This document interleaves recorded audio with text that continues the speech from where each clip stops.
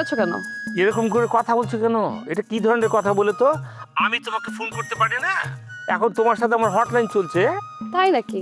আমি তো জানতাম না। কবে আবার এই ধরনের সম্পর্ক হলো তোমার সাথে আমার?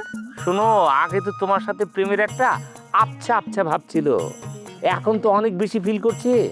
যেদিন থেকে আমরা ওই ঢাকায় একসাথে থেকেছি, সেদিন থেকে তোমার প্রতি একটা আলাদা সফট কর্নার, একটা আলাদা টান অনুভব করেছি। তখন থেকে বুঝে নিয়েছি তোমার একটা দায়িত্ব আমার ঘাড়ের ভিতরে আবছা আবছাই পড়ে গেছে। এখন ওইটাকে আমি সরাতে পারছি না, জানো? এই জন্যই তোমাকে আমি চোখে চোখে রাখি। বিশ্বাস করবি কিনা জানি না, তারপরে বলছি। তুমি আমারে চোখে চোখে রাখছিলা? আমি যে একজনের সাথে ঘুরছিলাম, ডেটিং করছিলাম, এগুলো কি তুমি জানতা না? অবশ্যই জানতাম, তবে এখন বলবো না। বললে ভালো হতো। লোকটাকে আমি জানতে চাই। আগে সামনাসামনি হই, গাল গল্প মারি। এত অস্থির হচ্ছ কেন? তারপর বলি। তুমি আস্তে আস্তে আমি বাড়ির বাইরে চলে যাব। অযথা এসে লাভ নাই, বুঝছো? তুমি থাকো, আমি তোমার বাসায় যাব, জরুরি কথা আছে। বুলেট ভাই, তুমি অযথা আমার সাথে ফাইজলামি করো না, বুঝছো? তোমার সাথে আমার ইম্পর্টেন্ট কোনো কথা নাই। আচ্ছা, আমি বুঝি না, আমারে দেখলেই কি তোমার প্রেম উতলায় পড়ে? ভুল বললা, আমি তোমার কত কাছে থাকি। একদিনে তো কোনো খবর নাও নাই। বন্ধু হিসাবে এইটুকু তো খবর নিতে পারতে, তাই না? শোনো, আমার সময় হয় না। তোমার সময় হয় না, কিন্তু শামসুর সাথে লাঞ্চ করার সময় তোমার ঠিকই হয়।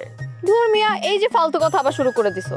শোনো, শামসু ভাই হচ্ছে আমার এলাকার বড় ভাই, তার সাথে আমি লাঞ্চ করতেই পারি, তাতে তোমার সমস্যা কি?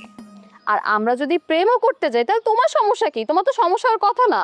সমস্যা আছে, তুমি প্রেম করতে চাও না, কিন্তু শামসু তোমার সাথে প্রেম করতে চায়। ওর মনের ভিতরে অনেক শয়তানি আছে, তুমি বুঝবে না। থাকলে থাকতে পারে, তাতে আমার কি? আর আমি তো ওনার ইমোশন দেখে মাঝে মধ্যে হাসি। এত তামসা করো না তো, ভালো লাগছে না। আমি তোমার বাড়ির দিকে আসতেছি, কল দিলে বাড়ির বাইরে চলে আসো তো। তখন আমাকে নিয়ে ভিতরে যেও, তোমার বাড়ির ভিতরে বসে অনেক গাল গল্প করবো না দুজনে মিলে, ঠিক আছে? শোনো, তোমাকে আমি বাসার ভিতরে নিতে পারবো না। যদি আমার সাথে তোমার কোনো কথা হয় তাহলে বাড়ির বাইরে কথা বলতে হবে, বাসার ভিতরে না। ঠিক আছে, বাড়ির বাইরে কথা বলবো, অসুবিধা নেই কো। শোনো, কথা বলতে পারি, কিন্তু হ্যাঁ, কোনো ফাউল কথা চলবে না। আর বেশি কথা না বলে এখন তাড়াতাড়ি আসো, ঠিক আছে? নাহলে আমি বাইরে বেরোয় যাবো। আসতেছি, ঝটপট একটা শাড়ি পরে আসো তো। হ্যাঁ, শাড়িটা আমি পরতে পারবো না। আর শাড়ি পরে আসবো কেন? নীল শাড়িতে তোমাকে খুব ভালো লাগে, জানো?